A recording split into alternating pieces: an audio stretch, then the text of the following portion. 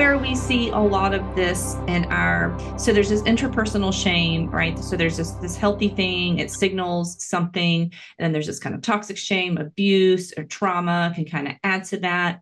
So you get married. How does that now affect a marital dynamic?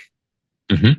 Well, I think just in general, as I was talking to a patient yesterday, and this person's been married for about a year, and we were talking about how I said in some respects we aren't really, when we get married, we think we're committing to the person who's standing opposite us at the altar, but really what we're committing to is commitment, because like you have no idea who you're marrying.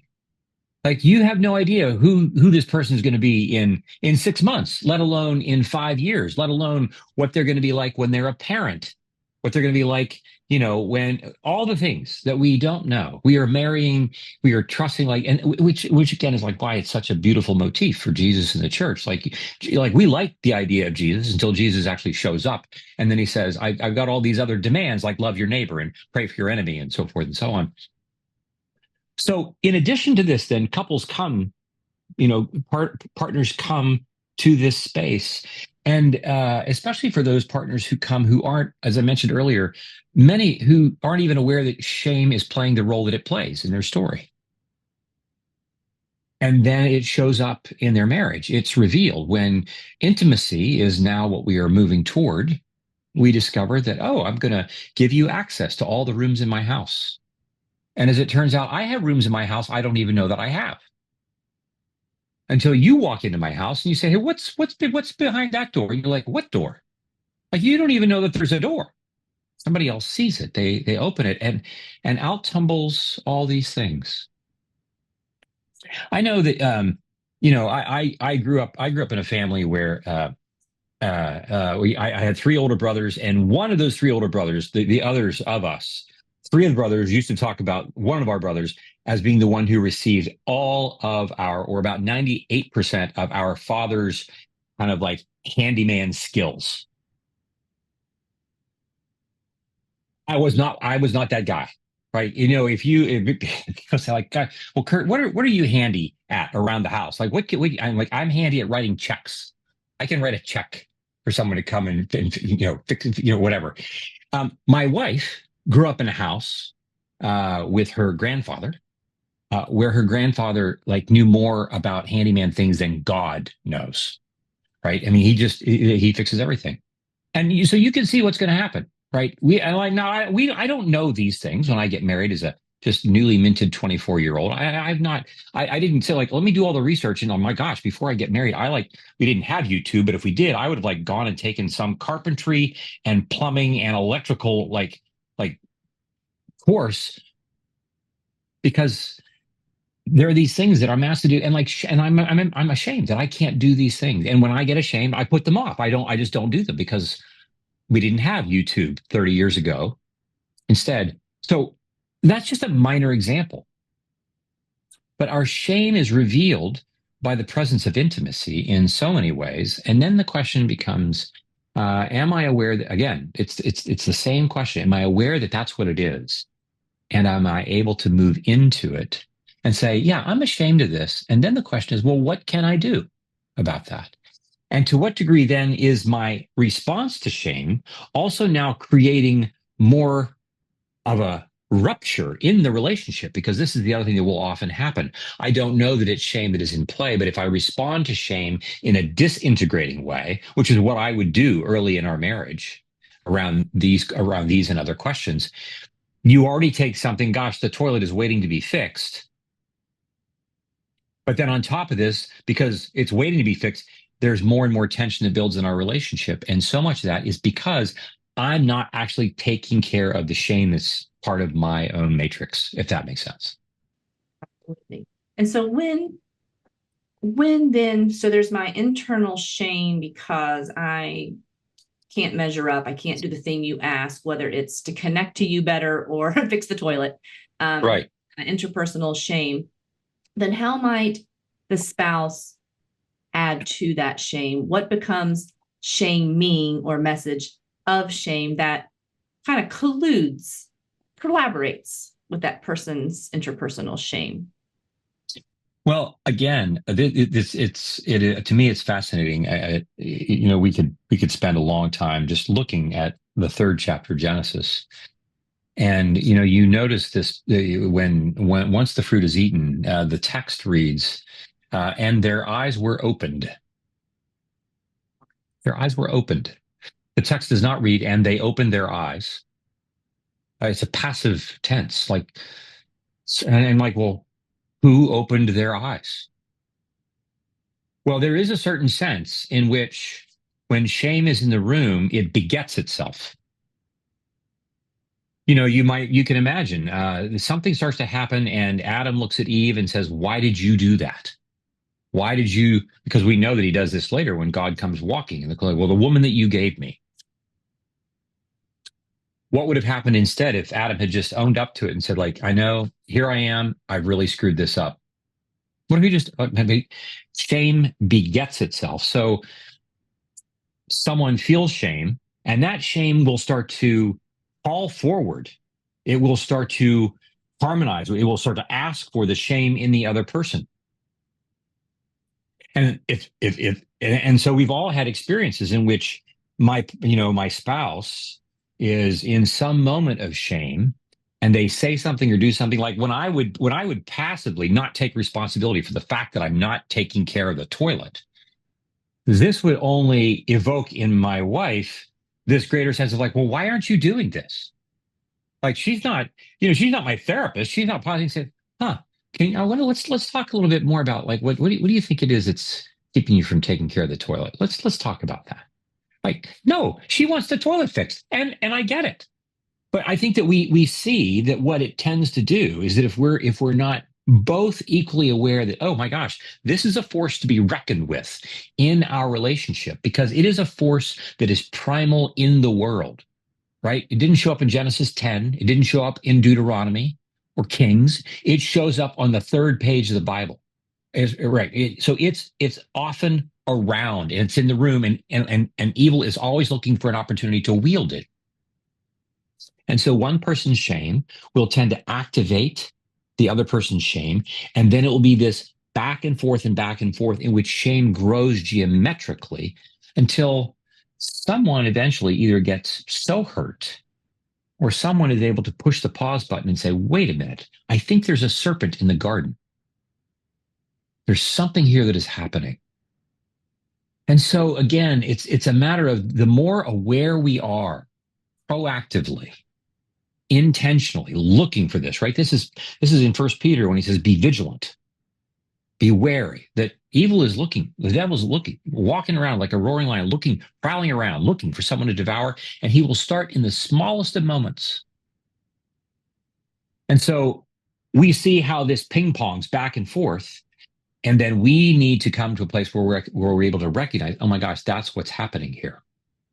When couples find themselves in couples therapy, it's often because both parties have so reinforced each other's shame narrative that they do need an outside party to help observe and help them both kind of exhale, take a step back, and have someone else help them be curious and observe what's happening, rather than continue down the condemnation, accusatory road of, you're not doing enough, you're not being enough for me in the way that I need you to be.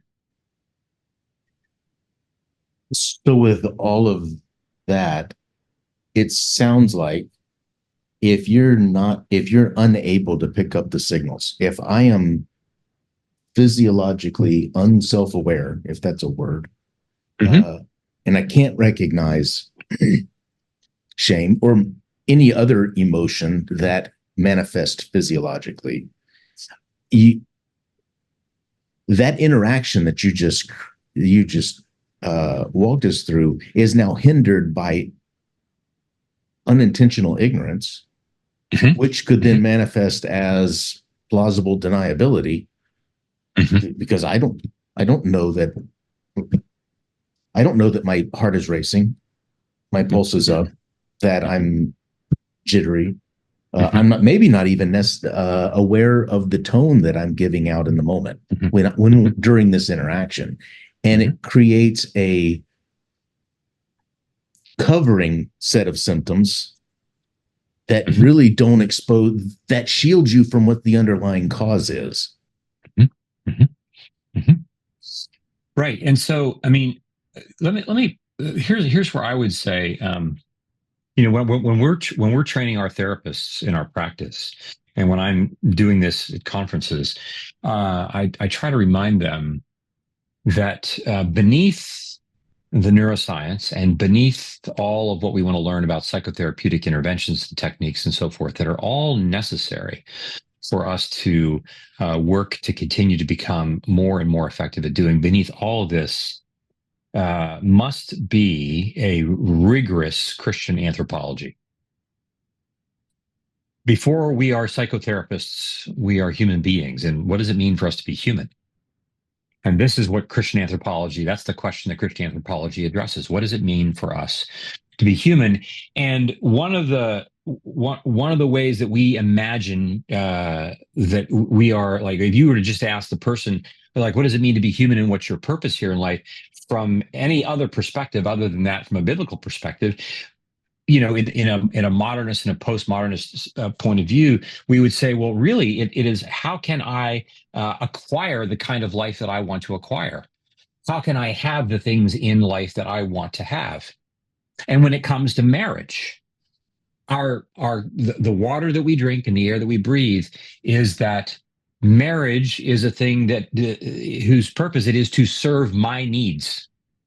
This is primarily what marriage is for. It is primarily to serve my needs. And this is not a biblical perspective on marriage. Marriage is one of, and just as singleness is, marriage is one of God's ways of turning us into the kind of people that he's trying to turn us into.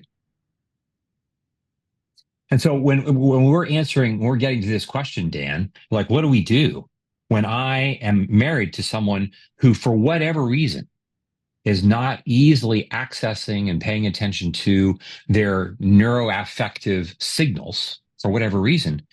I might read that through the lens of, is this marriage therefore giving me what I want it to give me?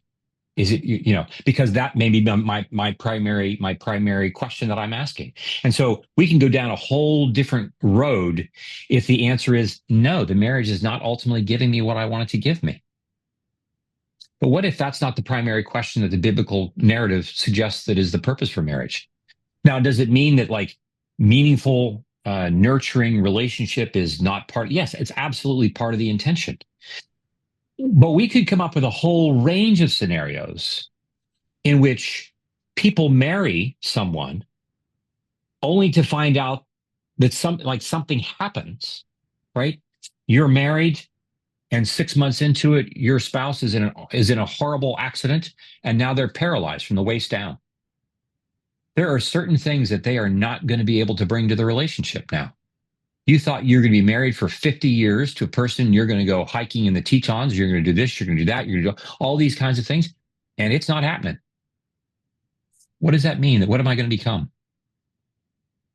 And so, and this is not to say, well, you just got to suck it up and grin and bear it, like you're going to have to. No, it is not to be that cold-hearted. It's to say, this is really hard, but the question that we're asking underneath all this is, who is God trying to turn me into in this process? And so when we get to situations in which I'm married to someone who may not be able to access those emotional signals in the way that I wish they could access them, we're really talking about, what does it mean for me to be in this relationship in which I'm not going to receive? It's going to be harder for me, perhaps, than it might be for someone else who has a partner who's equally as able as I am to access these kinds of things. And so it's in these situations where we would say, we in the church in particular, but whether we're doing marriage therapy or whatever, we want to pour as much support as possible, make it available as possible for those couples and for those partners in particular who are having to work extra hard because the partner that they're married to is not able to come to the table with the same kinds of things that they thought they were going to be able to come to the table with when they first got married.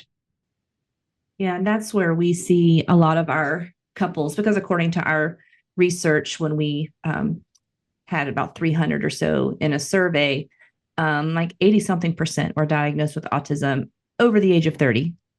So this is a new identification, a new label. There's shame anyway in our culture with any form of mental health or neurobiological developmental difference delayed disorder. There's a shame Right. of labels and stigma. And so sometimes a couple will go to their pastor, priest, rabbi, and talk about this neurodiversity and the struggles they're having in their marriage, and trying to be like, we have brain differences, and we have how we Mhm. our emotions differences. And then they might hear from their spiritual authority, well, just pray more, just do more Mhm. activities together. Well, how's your sex life? And so this, like, you're not doing enough to have a better marriage, usually adds another layer of shame now spiritually, that we're not capable of having this perfect Christian marriage that we're supposed to have. And that neurobiology and neurobiology stuff isn't being addressed, because the spiritual leader, all they know is pray more, submit more, just follow the Bible more, and you should have a better message. But that should message adds shame. Could you talk to maybe spiritual out there? Yeah, well, I mean, like this again. If that same couple were to come, if a couple were to come in, post rehab and so forth, and they come into their priest or pastor, and one of them is now in the wheelchair, and they say, "Here we are, and this is not what we thought was going to happen 8 months ago, Pastor, when you married us." I would hope to goodness that the pastor would not say, "Well, you just, how's your sex life?" And maybe you could, maybe just pray more and so forth. We would want a spiritual mentor to be able to be, first of all, really curious about this. I mean, this, one of the first things that when someone is feeling, when we do this work, what we call confessional communities, these groups that we run in our practice and has now been extended into the nonprofit that I run. One of the primary signposts of the work that we have to do is creating a culture of curiosity. And so when shame shows up in the room, one way that we respond to it that can be really effective is like, we don't say to people, "You shouldn't be ashamed of that." Because of course, if you tell me I shouldn't be ashamed, and yet I am, now I'm ashamed that I'm ashamed. Instead, if you say, like, "Well, gosh, Curt, you said that you feel ashamed. Tell me more about that. Say more about that." So I'm actually welcoming your shame into the room. And so what I would want from these spiritual mentors, when they say, "Here we are with our neurodiversity," I would want a pastor's first question to be like, "Oh my gosh, tell me more about what it's like."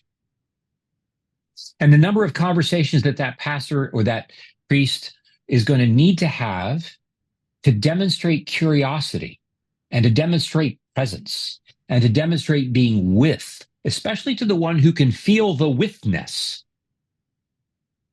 but also to the one who doesn't necessarily feel the withness, but is cognitively aware enough that something's going on here such that we're in the pastor's office in the first place. If they weren't in the office at all, that would make more sense. But they feel enough, right? As we know, like, people with autism don't feel nothing, right? Because affectively, we are affectively responding creatures. The question is, to what degree am I able to be aware of what my affective signals are trying to send to me? Perhaps I don't have the hardware to indicate to me what that is, but I have enough hardware to know that, like, well, I want to be married. I don't want to be divorced. I don't want you to leave. So there is enough about that is in the room.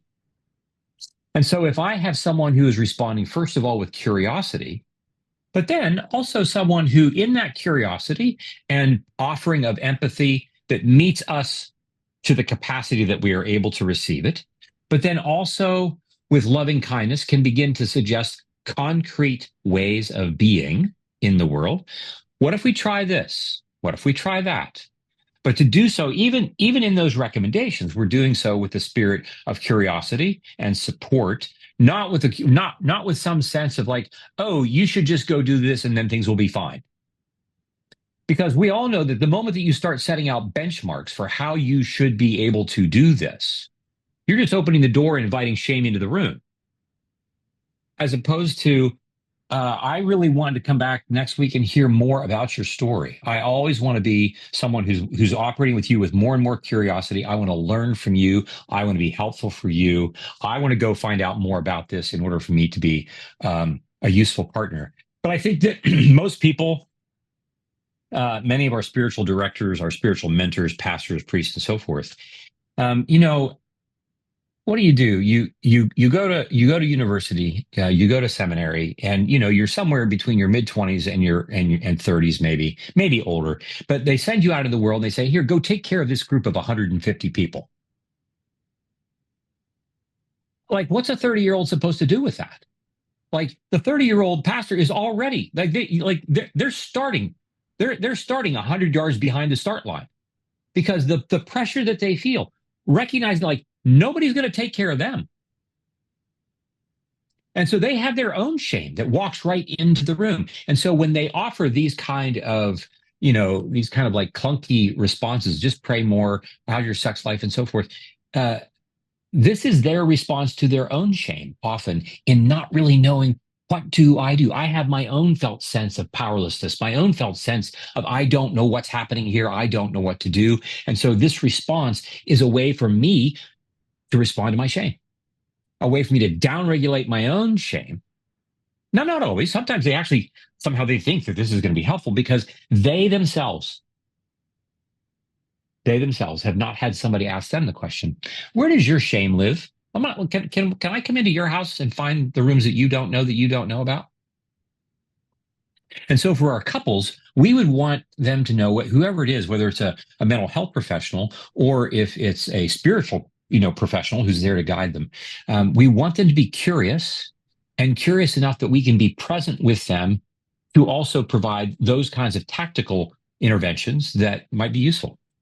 One of the things I noticed in that is your idea of a benchmark.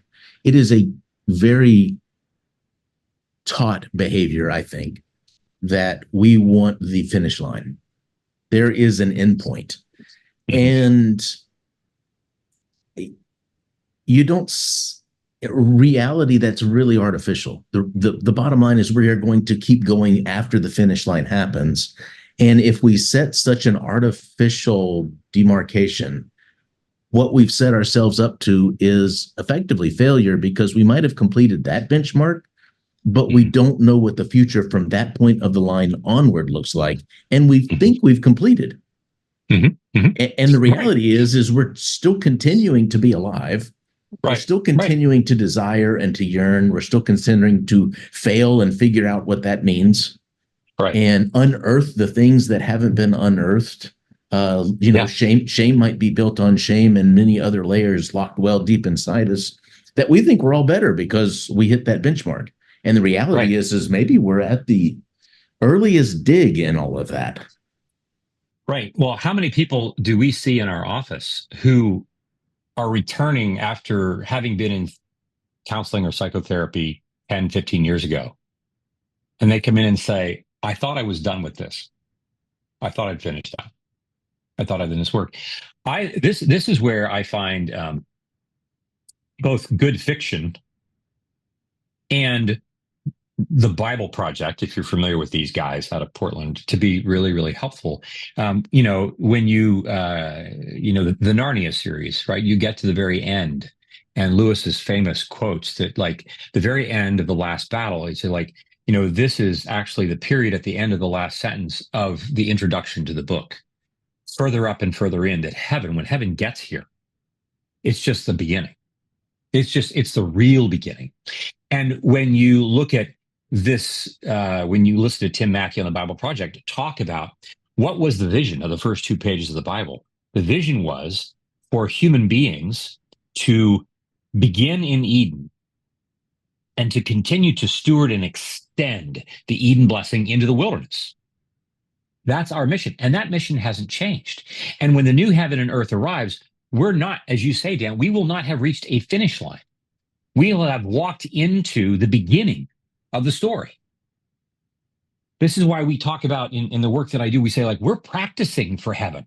We're practicing for the work that we are going to get to do when it gets here.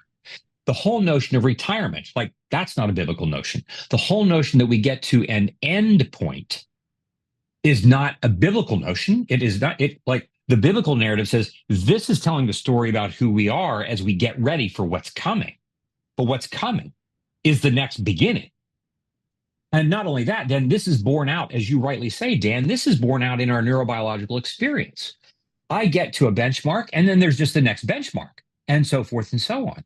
And so what I really, this is where I think, again, it is really helpful. I mean, I think it's important for us, especially as believers, for us to have our imaginations fired by an introduction to the story of the Bible as it really is. Like, there is no ultimate benchmark.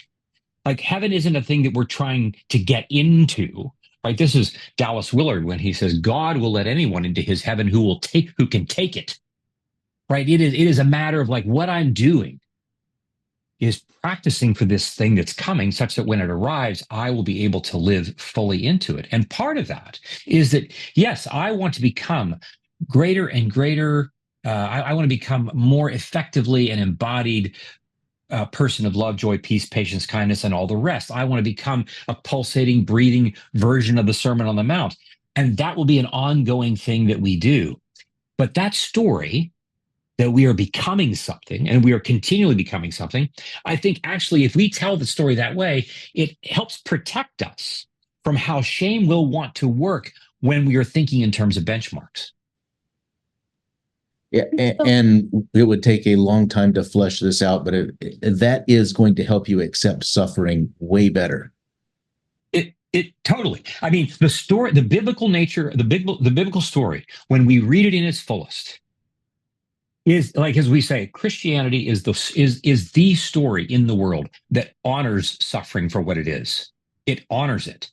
It doesn't elevate it. It doesn't deride it, but it does honor it. It's like, suffering is the thing that we encounter in this particular world that has become as broken as it is. It is as imperfect, as underdeveloped as it is. But that suffering in itself is not forgotten by our God. And in this way, our couple, I want to say our couple, like, this work that we are doing, this work that you were doing, is hard work. Life is difficult. It is not a cakewalk. We live in a world that tells a story in which we should believe that it should be a cakewalk, but it's not.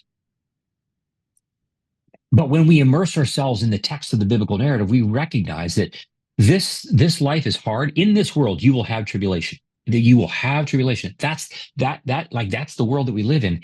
And then he goes on to say, right, Jesus doesn't say, but it's okay. No, he says, be of good cheer. How am I supposed to do that? How am I supposed to be of good cheer when I'm looking around there like there's no cheer here to be found? We would say, I would say, the way that we become people of good cheer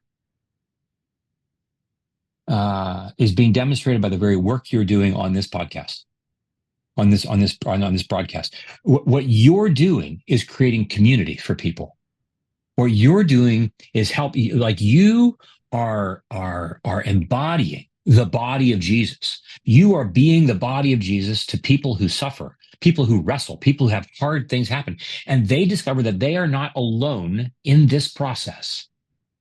Harkening back to Genesis 2:18, it's not good for the human to be alone. And in that way of being the body of Jesus, this is Romans 12, this is 1 Corinthians 12, we are his eye contact, we are his tone of voice, we are his sight line, we are his body movement, we are this thing, and we are his cognitive instruction for how do we cope. We are all these things, and shame has a really hard time living or flourishing in a place where we are committed to being with each other. As we kind of close the podcast today, I want to kind of share something personal that it did happen at the ICCI conference where you were speaking and also Marcus Warner were speaking. And I think you're a storyteller, your books use stories. And so I want to kind of share this. as something that happened for me right after Marcus Warner won on, the Wounded Heart, and then boom, your keynote about community confession and all of that. So there had been a particular thing that if someone would talk about would create a deep trigger in me.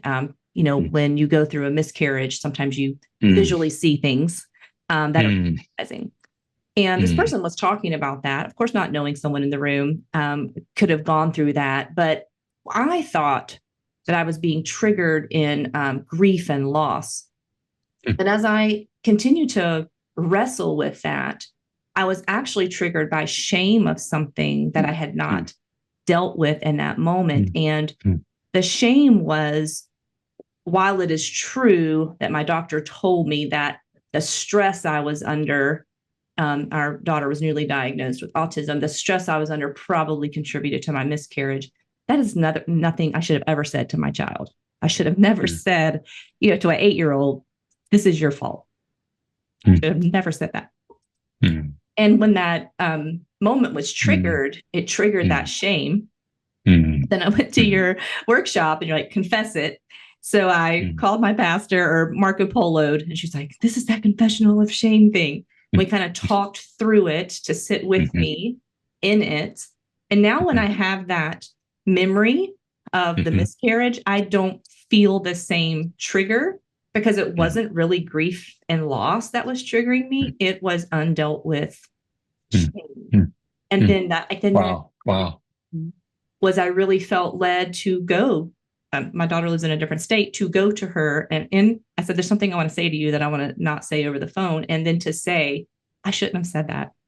That was wrong of me. In my pain and in my hurt, I hurt you. And that was not okay. And it's in that, doing your own layer work and having someone sit with you and be curious. And why are you feeling that way? And let's get through that. And then I could have stopped there, but the Lord really said, hey, your daughter is struggling with something, probably because of what you said then. And that's connected to some shame she is feeling. So go there and connect. And so I just thought, we've written about it. What I found so interesting is I wrote that story in the book, and I never felt a certain way about it. But when I spoke about it and talked about it and someone sat with me in it, it was something very different, a different experience of healing for me, and then hopefully for my daughter, in that community, so to speak. And so I think one of the reasons I love your books, I'm going to name some of them, The Deepest Place, Anatomy of the Soul, The Soul of Shame, The Soul of the Desire.